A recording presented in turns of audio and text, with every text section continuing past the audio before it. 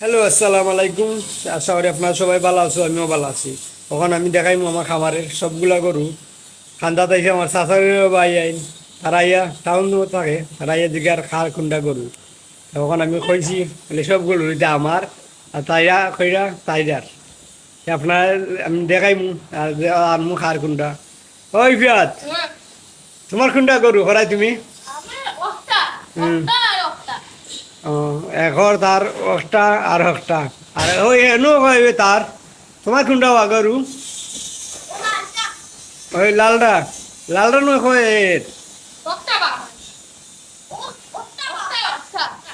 ও, দুইটাই তোমার, হকটা ও হকটো।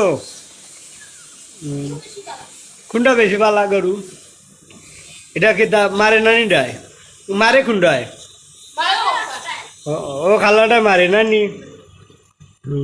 ওটা তুলো সন্ধি ঠান্ডা ঘুমতি তুলতে আরো দিকে তুলো।